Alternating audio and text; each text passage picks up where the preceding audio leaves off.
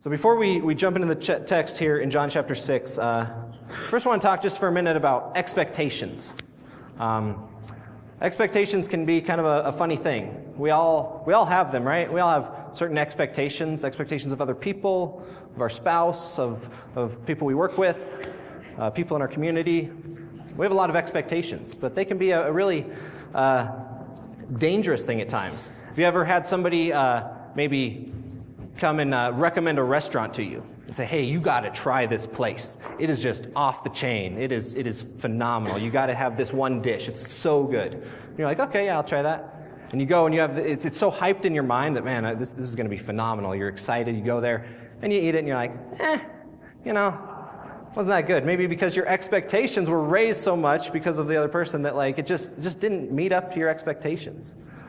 I think any of us who have been married or in a relationship of any kind really can understand how much conflict can result from unmet expectations of another person. When our expectations of what the other person's going to do aren't met, then we can kind of get frustrated and upset with each other. This last weekend, I had a situation where my expectations were not met. Not with my wife. No, we're good. My wife, she blows away my expectations. But this was something else. I know that kind of sounded like it was connected, but no, I'm moving on. So anyway, for me, years back when I was younger, back in the day, can I say that? You have to be a certain age to say back in the day? Maybe Santini's age or something to like, I don't know. So, hey, a few years ago, I used to really enjoy mountain biking. I grew up on the western slope of Colorado, loved to mountain bike. And so when I was, junior, senior in high school, I saved up all my cash and spent like $1,000 on this brand new Schwinn Moab. It was a hardtail, no rear suspension, but it was a nice bike.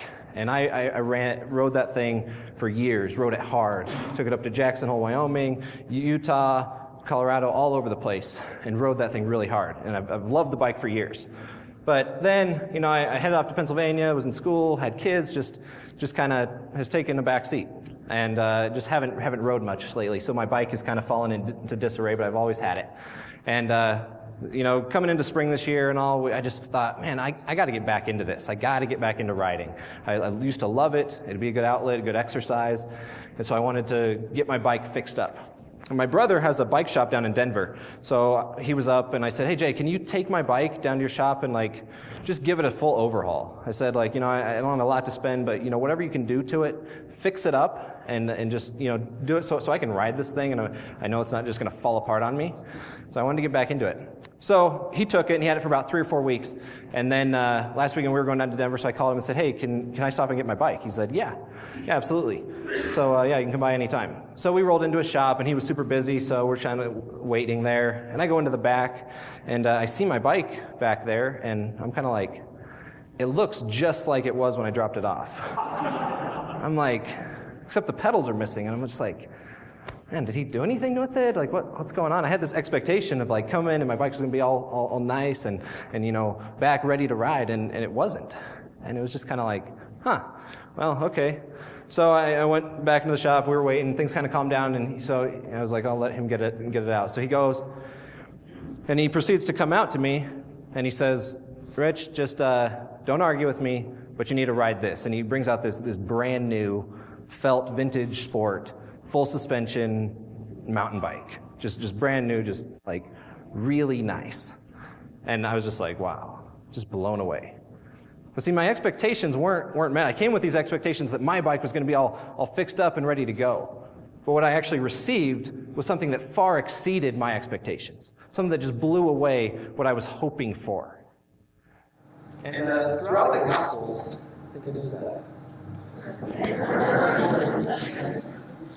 yeah. Are we still going? Oh, there we are. I don't know what's going on. So throughout the Gospels, we see that people, the crowds, the followers of Jesus, are developing expectations of Jesus. They have these expectations of what Jesus is going to do, of what he's going to do for them. And these opinions are forming in the early chapters, and then these expectations are being elevated. They're highlighted. And what we see as we continue to read through the story that Jesus often fulfills and surpasses their hopes and their desires in very unexpected ways. And he does similar things for us. And so this morning we're going to look at Jesus in this chapter, in this passage in John chapter 6, as the unexpected king. The one who comes and fulfills expectations in a very unexpected way. So, what is the setting here? Before we get into the passage, what is the setting? What's going on here? John has worked through, and we're in chapter 6, or chapter 12 rather. I don't know why I keep saying 6. So I get to the right spot here. So we go to John chapter 12, and we find in verse 1 of chapter 12, it says 6 days before the Passover. So the setting is that this is going into Passover week. This is a big time for the nation of Israel. This is a massive gathering. So there were 3 feasts in the Jewish calendar that were pilgrim feasts. So people had to take a pilgrimage, especially all of the men who were physically able to, were supposed to actually go up to Jerusalem. And oftentimes they'd bring their families. So there was this massive pilgrimage at this time of year to go up to Jerusalem. So there's this is like the high point of their year. And this Passover week celebrates what took place thousands of years ago when God delivered his people from captivity and bondage in Egypt. And it's highlighted, it starts with Passover where they eat this meal that reflects and remembers what happened that night. And then it launches into the Feast of Unleavened Bread, which continues for 7 days. And so it's just before this big, massive gathering that we find this story taking place. And in some of the ancient writings, Josephus, the ancient historian, has reference to as many as possibly 2.5 million people that could be gathering at the city. I mean, this is huge. There are a lot of people coming up. And so even before the actual Passover, people are coming up because there had to be certain things that had to take place. They had to go up for ceremonial cleansing. If they had touched a dead body or had, other things that made them unclean, they had to go up and get that taken care of first. They also had to get their paschal lambs approved by the temple. So they had to do these certain things, in preparation for the Passover and the Feast of Unleavened Bread. So this massive gathering is coming together for upwards of 2 weeks. And we see that's the setting. And we see Jesus, what he's going to do here. But there's an interesting background going on as well for Jesus. And in chapter 11, we see the raising of Lazarus from the dead. And this amazing miracle of Jesus. Like this was unlike anything he'd done before. Other times he had raised, a daughter who seemed to be dead, but maybe there could have been a question, was she really dead or just sick? Or what happened there? But Lazarus was put in the tomb. He was buried, and Jesus came, pulled the stone off, and he came forth, bound in the grave clothes. There was no question. This was an amazing miracle. The power of God was evident. But the Jewish authorities and those surrounding him, who had always been kind of in conflict with Jesus, this was not a good thing. They didn't enjoy this because multitudes of people were now following after Jesus. His popularity was rising. It was increasing. And more people were gathering around him. They were, oh, is this the Messiah? Is this who we're supposed to follow? And the Jewish authorities are even worried that there's this insurrection going to happen and the Romans are just going to come and crush them. So they don't like this. So there's this mounting tension between the religious authorities, the chief priests, and the popularity and rise of Jesus that's taking place. And so it even gets to the point where Jesus, he heads off into the desert and he's out there for a while. And then Passover is approaching. And so then there's all this hubbub and all this conversation going on about Jesus. Is he going to go to Passover? What's he going to do? What's going to happen? There's this tension in the air of what's going to happen? It's like the original WWJD. It's like, what will Jesus do? Everybody's asking. Everybody's talking about it. So, what is Jesus going to do? Is he going to show his face in Jerusalem amidst all this tension, amidst everything that's going on around him? What's going to happen? And at the beginning of chapter 12, he lands in Bethany, at the house where he had raised Lazarus. He just raised him, so he comes back and he has dinner with them. And while he's there, everybody hears about it and they're like, let's go check this out. Let's see if Jesus is there. Let's see if Lazarus, if this story is real and even this greater multitude is gathering again. It's just heightening. And it says in 12, verse 9, meanwhile, a large crowd of Jews found out that Jesus was there and came not only because of him, but also to see Lazarus, whom he had raised from the dead. So the chief priests made plans to kill Lazarus as well, for on account of him, many of the Jews were going over to Jesus and putting their faith in him. So poor Lazarus, he's already died once, and now the religious authorities want to kill him again. It's like, man, can I get a break here? So it's like, and Jesus, wouldn't he be like, guys, I've already done this one for you. Come on, can he just raise him again? So, but they even want to kill Lazarus. So they're upset, they're frustrated. They want to put down what's going on. They want this to be squashed out. And so what is Jesus going to do? And we arrive in verse 12 at the start of what we see as the triumphal entry. It says the next day. So this is likely on Sunday. He probably arrived in Bethany Friday night, spent the Passover there, and then Sunday morning, he begins to take this trek into Jerusalem. And the first thing we see about Jesus as the unexpected king is that Jesus arrives in an unexpected way. So it says in verse 12, the next day the great crowd that had come for the feast heard that Jesus was on his way to Jerusalem. They took palm branches and went out to meet him, shouting, Hosanna! Blessed is he who comes in the name of the Lord. Blessed is the King of Israel. And Jesus found a young donkey and sat upon it, as it is written, Do not be afraid, O daughter of Zion. See, your king is coming, seated on a donkey's colt. At first, his disciples did not understand all this. Only after Jesus was glorified did they realize that these things had been written about him and that they had done these things to him.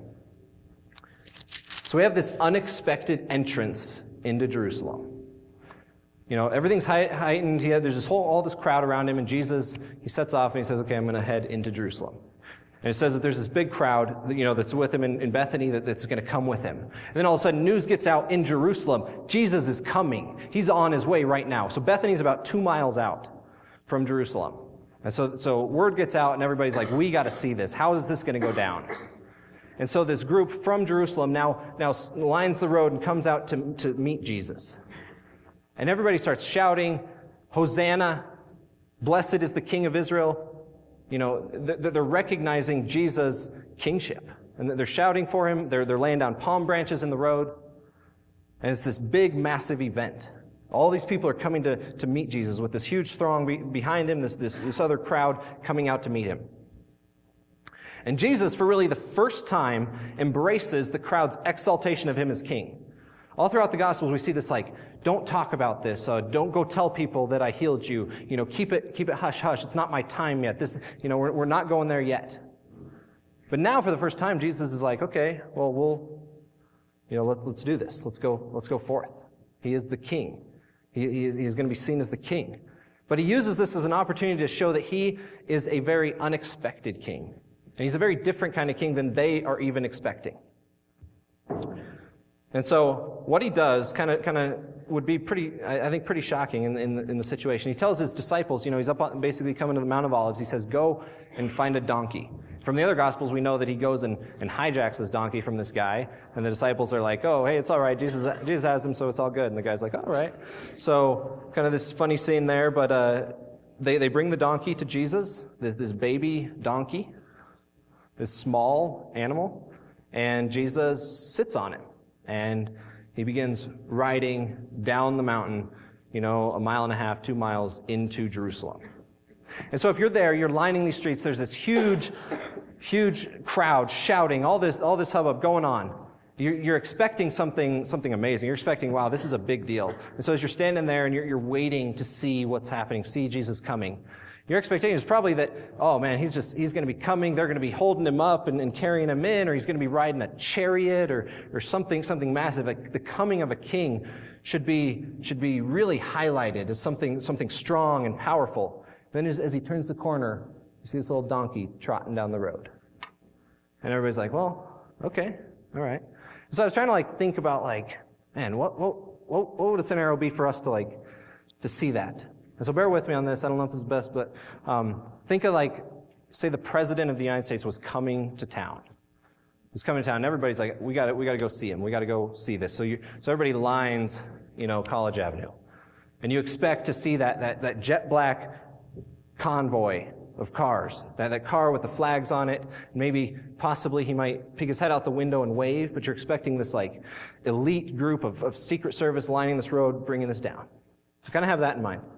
And then picture, if you've seen the movie Dumb and Dumber, the scene where Lloyd, drives the wrong direction for a long time, and they can't get, so then they can't make it to Aspen. So then he goes and sells his big dog car. And then there's a scene where he comes riding over the hill on this little tiny scooter.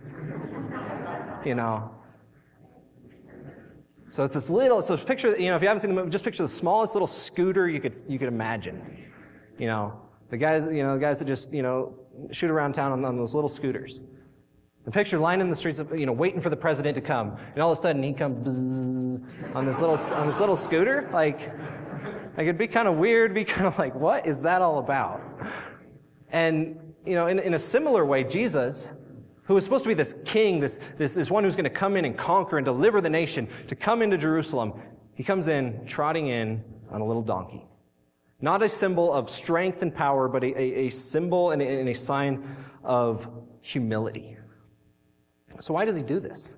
Because even the disciples, they're like don't understand what's going on. So what happens? Well, Jesus is actually fulfilling what the Old Testament said would happen.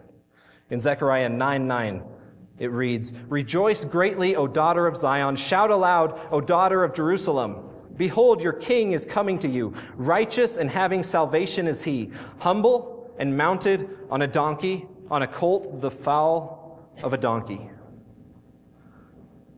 So he comes as this humble king, this one in humility, the one who could come as the king of the universe to defeat and squash out all of his enemies. He comes and he chooses to come in humility.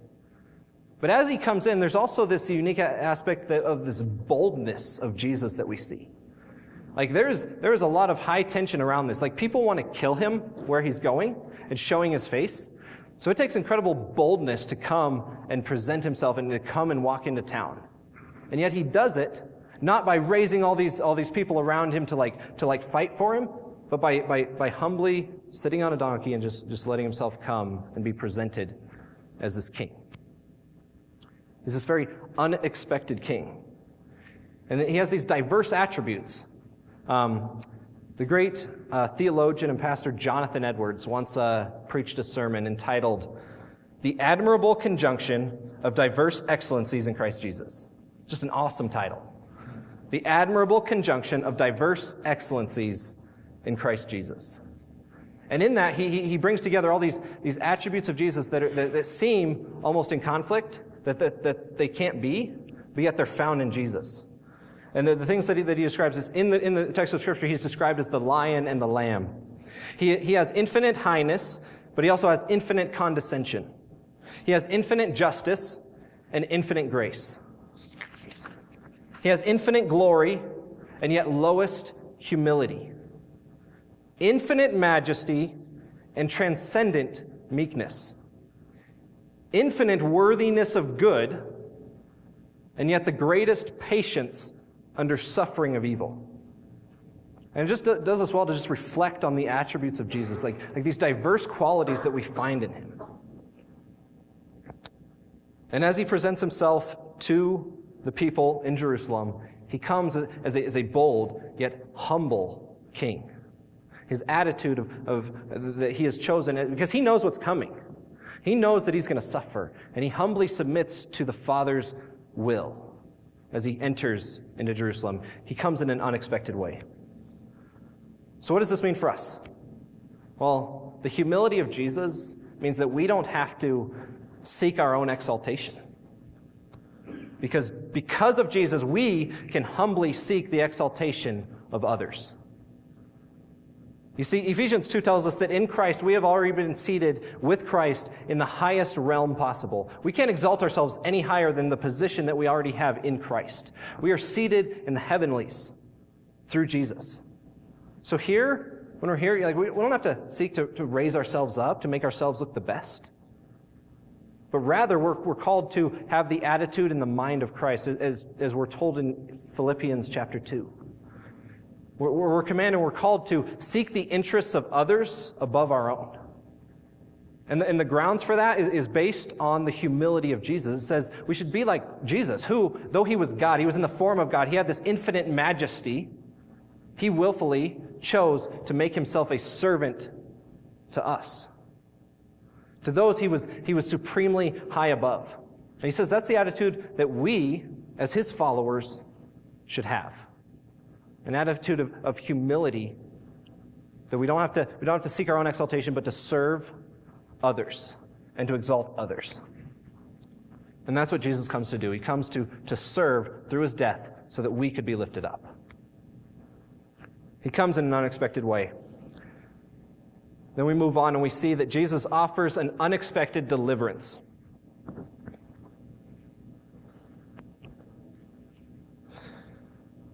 The cry of the crowd screams out, "Hosanna! Blessed is he who comes in the name of the Lord, even the King of Israel." So this word Hosanna, oftentimes, we sing it in our songs. It's kind of a word that just has stayed in its original form and just kind of has its meaning kind of just bound up in the word, this like word of praise. But if we actually like try to translate it, it's save us now. It's this call for salvation. And so the people, all this crowd is around and they're crying out for salvation. The king is coming. They have been living under oppression of superpower after superpower coming, and they want freedom. They've heard all these Old Testament promises, and they have these expectations of what they want from their Messiah to come and deliver them. And they are anticipating this. They are ready for it. And they see the power of Jesus through his miracles, and they're like, this is it. This is now the one who's going to come and cast off everything that has been oppressing us and launch us into a, this new kingdom under this new king. And they're welcoming that. But they wanted freedom from political tyranny. That was their expectation. But what Jesus came to offer them was something far greater, something they needed far more, to offer them freedom from spiritual darkness. And then also the disciples respond in a way, and there's this, little statement by John says, his disciples didn't understand this right now. They didn't understand how he fulfilled this prophecy at this point. It wasn't until after he died and rose that then the light bulb came on. And all throughout the Gospels, we see these disciples as you read, you're almost like, man, they're really thick-headed. They just don't get it. Over and over, Jesus would say, hey guys, I'm going to die. I'm going to be put in the grave and I'm going to rise again. And again, they'd be like, oh, that's good, Jesus, Hey, when you start your kingdom, can you put me right in the highest spot? It's like Jesus tells them and they still don't get it. D.A. Carson often says that even after he died and they were scattered, they're confused, they're lost. They're not sitting there waiting on Sunday. Oh, I can't wait until Sunday and Jesus is going to come back to us. That wasn't their response. They were shocked when he came into the room, and it took time for Jesus even had to gather them. Because they didn't have a category for a crucified Messiah at this point. And it all made sense in the end. And it's easy for us looking back on that to see how it all fits together and understand why he came. But for them, their expectation was something else. But what he offers them is something far greater than what they were even looking for. Even for us, it's like, what are your expectations of Jesus? Since maybe you've come to faith and you have put your trust in Jesus and okay, I'm all in, I'm going to follow Jesus. What are your expectations of Jesus for your life? Maybe for you it hasn't quite panned out like you thought it would. Maybe you thought Jesus was going to be the answer to fix your struggling marriage. Maybe it was going to be the way to move forward in your job. And if you serve Jesus, you're going to do all these things. Then he's going to make everything better. He's going to give you your best life. And everything that you could ever dream of is going to come true because you follow Jesus and you're faithful to Jesus. And maybe it just hasn't panned out like that. Maybe it's a real struggle for you. What are your expectations of Jesus? Do you get frustrated that Jesus hasn't given you all these things that he never promised? Or are we looking and understanding what Jesus has done for us and clinging to that? Do we recognize that he has given us something far greater than anything we could desire, anything we could want in our lives right now? He has given us eternal hope, rescue from eternal judgment. And that the gospel of Jesus Christ that is offered to us will radically shape and influence all aspects of our lives, and it will give us answers to so many of those things. But is our expectation of Jesus that if we do certain things for him, then he's going to do certain things for us? Because that's not what Jesus offers. He offers us this deliverance that is unexpected. It's not often what we think that we need delivered from. What do you feel like you need saved from? Are you trying to be saved from, your rough past and just trying to get things back in order? Are you trying to get saved from, a struggling marriage, a discontented job situation? What do you want Jesus to save you from? And do you ultimately recognize that he has offered salvation from your greatest need, from eternal judgment, to be seated with him? That's what he's rescued us from. And for the crowd and for the disciples, Jesus offers them an unexpected deliverance. Then he moves on, and we see that Jesus gathers an unexpected following. In verse 17, it says, "Now the crowd that was with him when he called Lazarus from the tomb, raised him from the dead, continued to spread the word. Many people, because they had heard that he had given this miraculous sign, went out to meet him. So the Pharisees said to one another, 'See, this is getting us nowhere. Look how the whole world has gone after him.'" So the Pharisees are like, "Man, we've been trying to fight this and we're getting nowhere." Now, what do you do? What do you do there?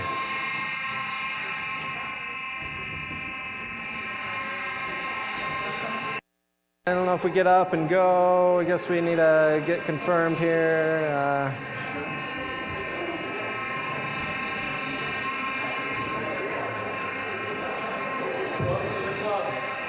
Yeah, this happened to you, right? Yeah, how'd you handle it, Do you run? Do you say, hey, yeah. It's about all I got. This is all I got. I guess we'll figure that out first. Yeah, it is very unexpected. Well done, Joe. Nice. Apparently none of us actually expect a fire because we're just sitting here.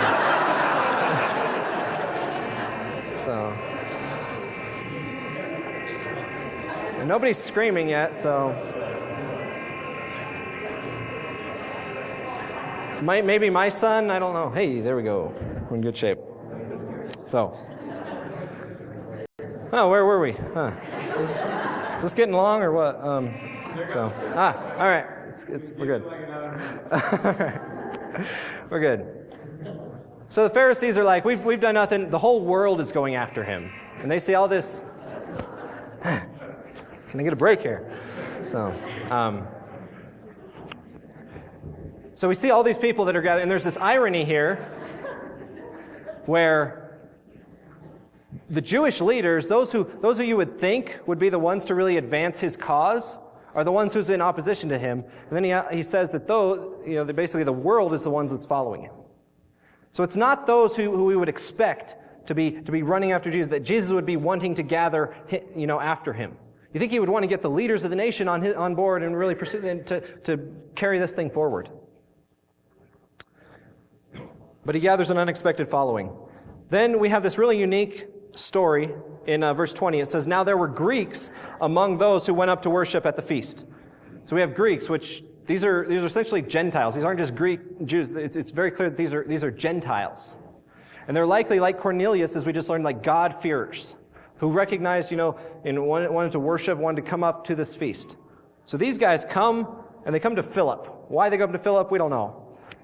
But they say, "Hey, Philip, can we have an interview with Jesus? Can we meet with Jesus?" And Philip's like, I don't know. I don't know if that's allowed. So he goes and he asks Andrew, "Hey, Andrew, can these guys go see Jesus?" And Andrew's like, "I don't know, let's go ask Jesus." So they go to Jesus and they say, "Jesus, there's some Greek guys here, some Gentiles. I don't know, do you want to talk to them?" And Jesus gives them an awesome answer. He says, "The hour has come for the Son of Man to be glorified." It's like, don't you hate it when people don't answer your question? It's like not exactly what we asked Jesus. Does that mean? I guess that means no. What are they? So Jesus doesn't even answer their question, but what he does answer is the situation that is presented. We don't know if he actually talked with the Greeks or not. Maybe he probably did. But Jesus' response recognizes something very, very critical. There's almost this irony where the Jews have begun to reject him in a lot of ways, the Jewish leaders, but now it's the Gentiles, the outsiders who want to come to Jesus. And this is what D.A. Carson says about this. It says, in this instance, however, the approach of the Greeks is for Jesus a kind of trigger, a signal that the climactic hour has dawned. It's basically like, oh, now the Gentiles are coming to me. Okay, we got to do this. He's like, that is the goal. That is what we're shooting for. As we've seen, as we've walked through the book of Acts, this was God's plan. But Jesus knows that he cannot yet gather all men to himself until he first goes to the cross.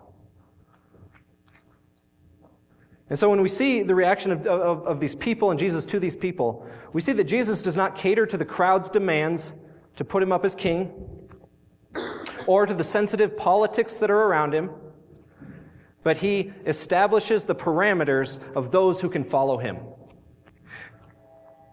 He even says later in this chapter, he says that although he had done so many signs before them, they still did not believe in him.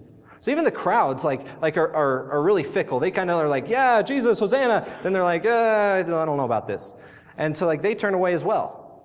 And so what Jesus is really getting at all along is that those who belong to Christ's kingdom, those who are followers of him, those who he is gathering as a following, is not based on their merit, their own works, their nationality, their personality, their background, their religious fervency, their money.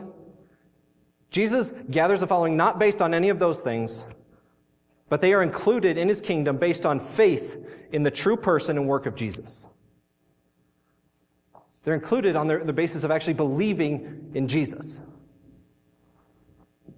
So maybe you've been exploring Christianity, maybe you've been in church off and on for a long time, and you just feel like, man, I can't come to Jesus. I can't be a Christian. My life's too just a mess. I got too much stuff that I got to get cleaned up, or man, I can't really involve in a life group. I got to clean up my stuff so I can belong and be part of this group.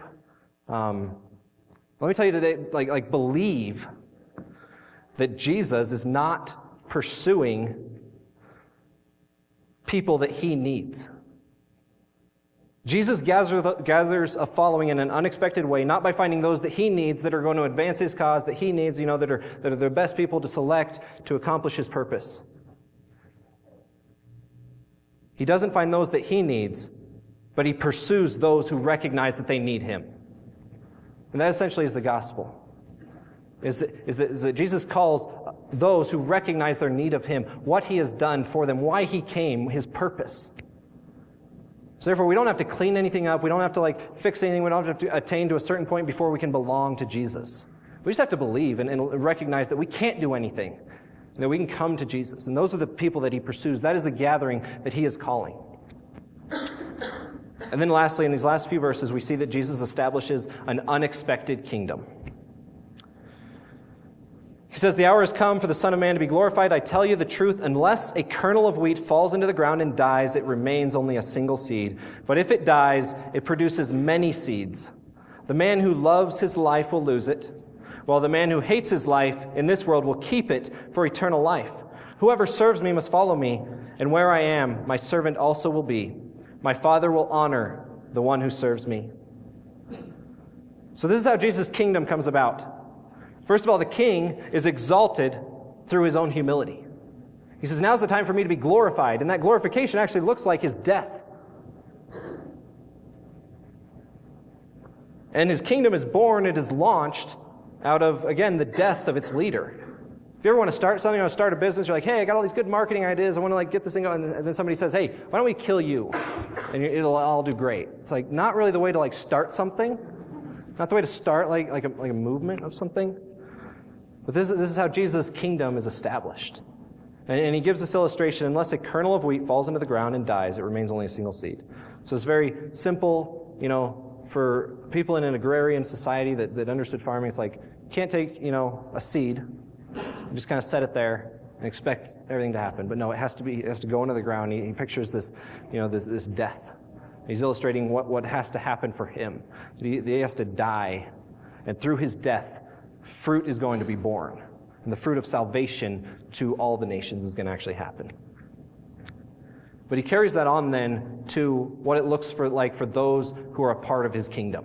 If this is how his kingdom is established, if these are the values of his kingdom, then this is what expected of those who are a part of his kingdom. And he says that if you love your life, you're going to lose it. And he gives these stark contrasts. So what does this loving your life mean?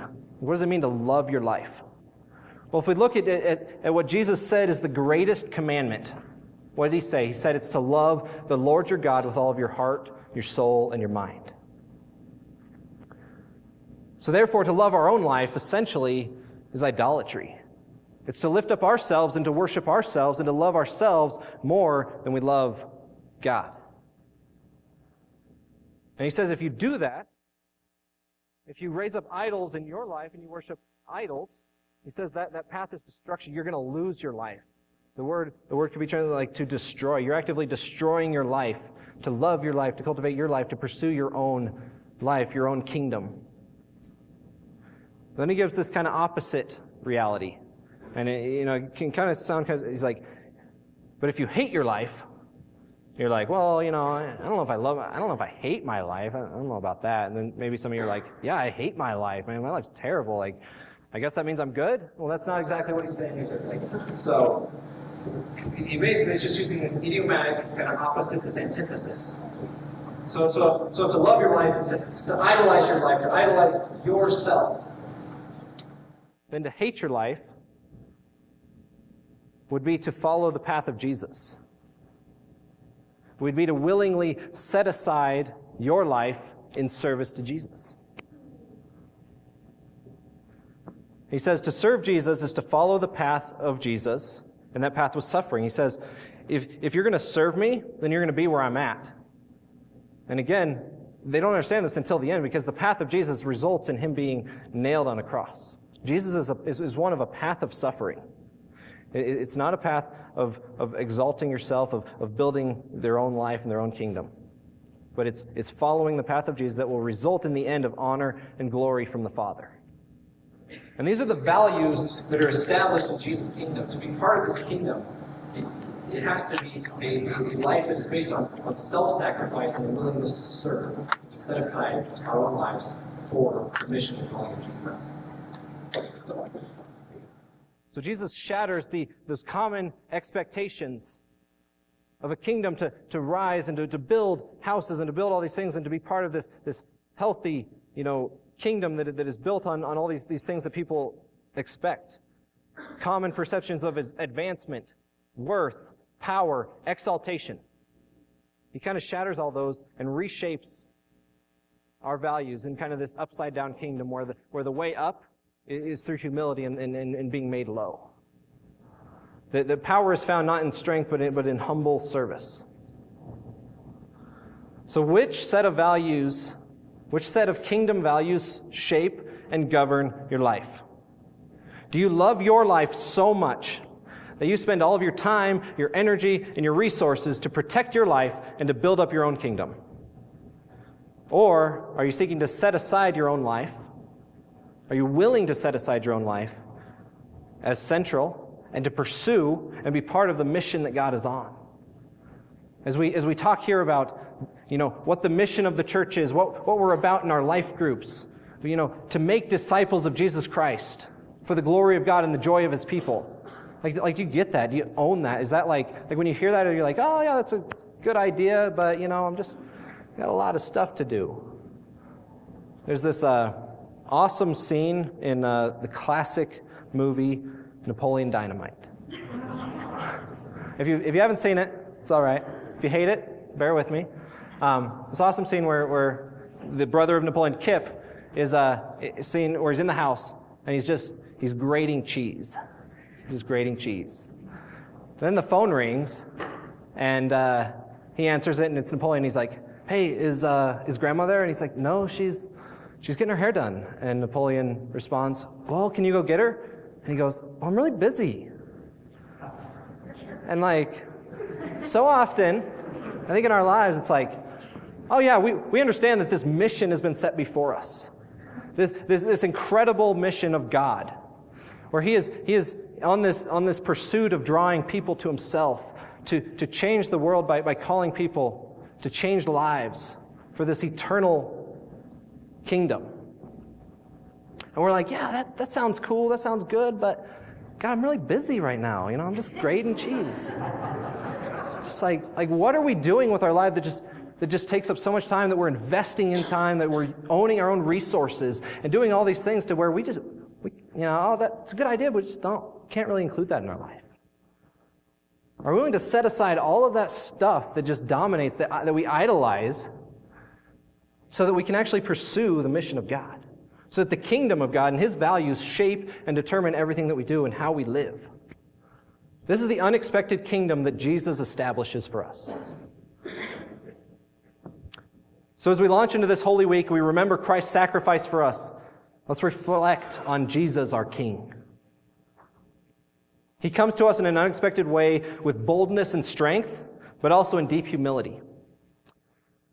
He offers to us not temporal deliverance from all of life's trials, from all the problems of life, but He has guaranteed us eternal deliverance from what is most scary, the judgment of God. And He gathers an unexpected following not based on what we can bring to Him, but based on our recognition of who He is and what He has done for us. And He establishes an unexpected kingdom not built around the common ideas of greatness, but that are founded on self-sacrifice and service to others. So amidst this Easter season, this busyness of life, it's like, I don't know where you're at today, whether you don't even belong to Jesus, whether you're just exploring, or whether you've been a believer for a long time, and just that constant commitment to surrender your life to is just a battle. It's a battle for all of us. We are so drawn to love our own lives, to serve ourselves. But if you truly give your life to Jesus and follow Him as your King, He may not fulfill all of your expectations, but likely He will surpass them. So let's pray, and we'll partake of communion.